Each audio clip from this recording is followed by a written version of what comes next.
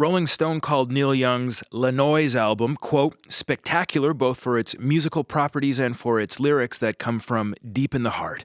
The album is a collaboration between Neil Young and my guest here in the studio, the legendary producer and musician Daniel Lanois. All 8 songs on the album feature Neil Young with just his voice and guitar. And they were crafted by Daniel Lanois to create unique layers of sound.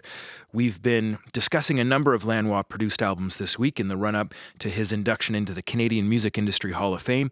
We asked Daniel to pick 5 records that he'd like to reflect on, and today the choice is Lanois. And so, Daniel, thanks so much for being here. Of course, it's always a pleasure, just only a stone's throw from my bed. Oh, nice. So you just rolled out of bed and tumbled on into the studio. Yeah, we walked over, yeah. Nice.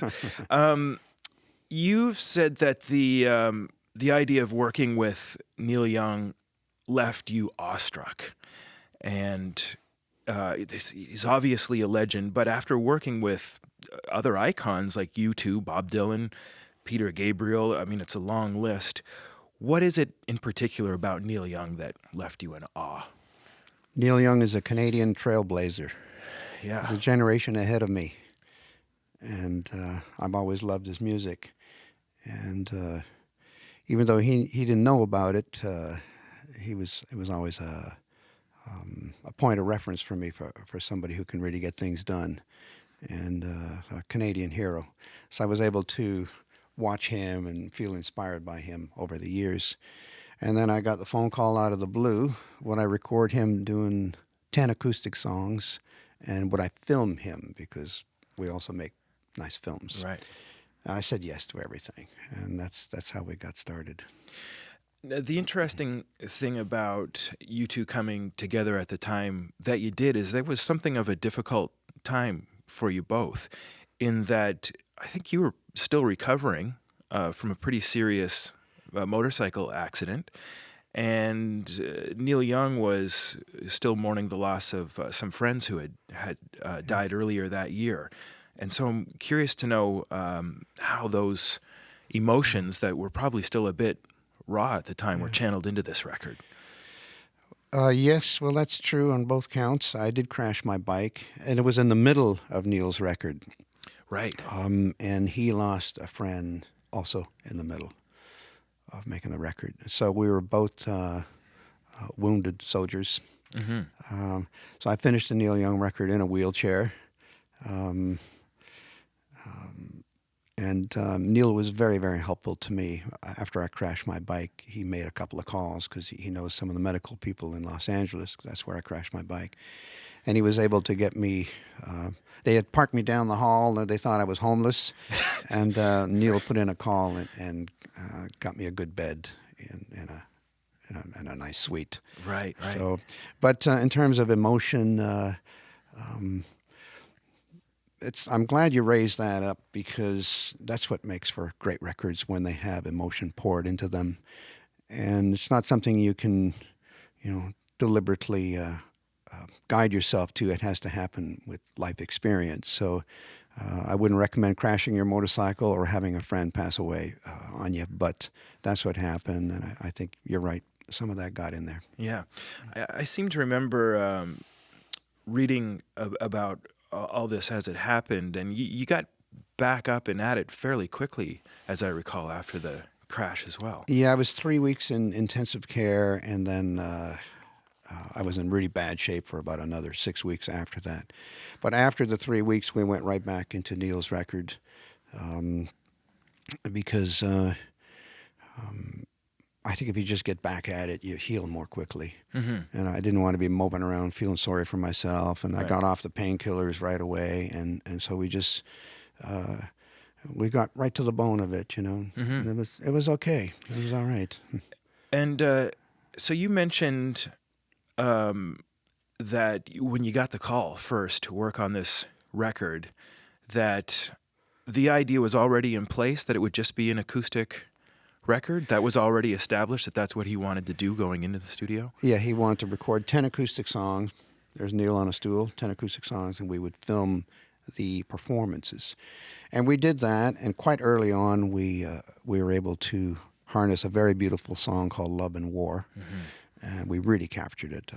Fantastic acoustic guitar sound, a very electro acoustic guitar sound, I might add. And I hit on this technique pretty early on with my buddy Mark Howard. We were able to provide a certain kind of bottom to the acoustic sound that is a very, very electronic process. It's kind of one of these sort of DJ boxes that gives you an octave below. So we're able to apply that. And it's a cheap trick, but it worked 60% of the time. And where it failed, I just supplemented that with a little bit of cheat after Neil went home. I added a few bass notes, Right. But it's very, it's almost like hip-hop bottom, really. It's not like a guy playing a bass guitar. That's it's right. more of a keyboard kind of bass sound. And it's meant to be felt rather than be heard. Right. And so this sort of experimentation was something that he was very much up for. Did he express, to you like, I'm coming to you to work on this record, I'll do my part, and then I leave it to you to just do your thing? Was it? It was the opposite of that. He walked in the door. I handed him my Guild acoustic, my beautiful little Guild acoustic that I've had for many years. And he started playing. He says, "My God, how did you get this sound?" He says, "Let's start." And he embraced my little Guild acoustic. In fact, he still has it. Oh, yeah. He's been touring with it. I got to get it back. Right. Yeah, well, good luck. Good luck with that. I want to read for you a quote from an interview you did with Rolling Stone magazine in 1987. Oh, my goodness. And when explaining your approach to life and record making, you said, "I want to leave something behind that means something. Am I going to follow my own ideas and philosophies, or am I going to fall in the rut of doing rubbish for the sake of making a living?" That was 25 years ago. And so given those goals, and this is, looking big picture, whole body of work, how satisfied are you with what you've accomplished so far? Once I made the decision to follow my heart, don't get me wrong, there were many, many years of paying the bills in Hamilton, and we recorded a lot of great artists, but I also recorded many artists that I was a house engineer, so people waltzed in, and we had to pay the bills, and I did what came through the door. But when I got to work with Brian Eno, it became clear to me that at a certain point in your life, you have to decide that you're going to go in a particular direction and remain loyal to your commitment. So at about 1979, 1980, that was a tipping point for me where I decided that having worked with Eno, I was able to see the passion behind his ideas, and I thought, that's the kind of life I want. So I never looked back. Right.